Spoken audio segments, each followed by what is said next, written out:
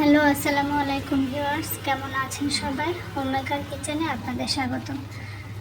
আমি আজকে আপনাদের সঙ্গে শেয়ার করছি আমার বাচ্চাদের মোস্ট ফেভারিট একটা রেসিপি। এটা ওরাই নাম দিয়েছে sweet and sour potato ball. তো চলুন দেখে নিই আমি আজকের এই রেসিপিটি কীভাবে বানিয়েছি। Sweet and sour potato ball বানানোর জন্য আমি প্রথমে এখানে 2টি আলু বয়েলড করে ম্যাশড করে নিয়েছি। এর মধ্যে আমি দিয়ে দিলাম অরিগানো আর দিয়ে দিচ্ছি ব্ল্যাক পেপার। এরপর আমি অ্যাড করে দিলাম ধনেপাতা কুচি করে। এবার আমি অ্যাড করে দেব এর মধ্যে 1 টেবিল স্পুনের মতো কর্নফ্লাওয়ার দিয়ে এটাকে খুব সুন্দর করে মেখে নেব।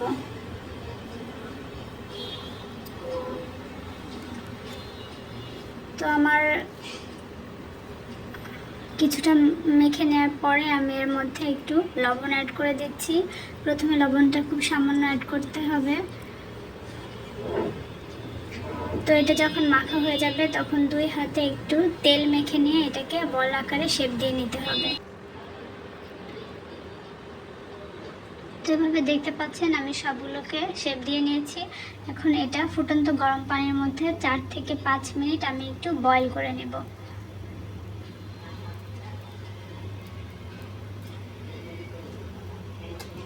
চাইলে এটা নুডলস সেদ্ধ করার মতো এই পানিটাতেও লবণ দিয়ে সেদ্ধ করা যায়। তো 4-5 মিনিট বয়েল করার পর আমি এগুলোকে পানি থেকে উঠিয়ে নিচ্ছি।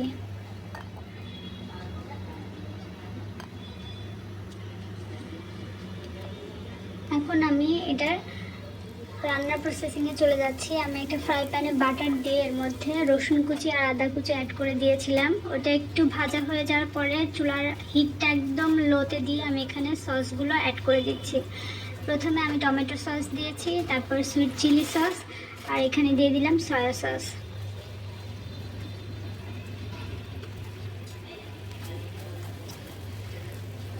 সস আর জিঞ্জার গার্লিক এগুলো একটু নেড়ে এর মধ্যে আমি বয়েল করে রাখা পটেটো বলগুলো দিয়ে দিচ্ছি।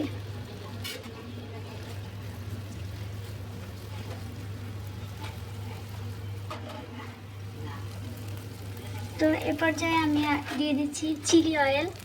এটা আপনারা বাসায় বানাতে পারেন, চিলি ফ্লেক্স অয়েলের মধ্যে দিয়ে এটা বানিয়ে নিতে পারেন। আমি আর একটু সস অ্যাড করেছিলাম কারণ আমার কাছে সসটা কম মনে হচ্ছিল।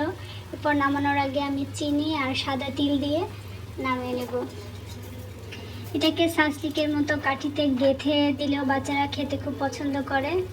আমি লাস্টে একটু ধনেপাতা দিয়ে দিচ্ছি, এটা দেখতে খুব সুন্দর লাগবে। তো আমার আজকে রেসিপিটি কেমন লেগেছে অবশ্যই জানাবেন।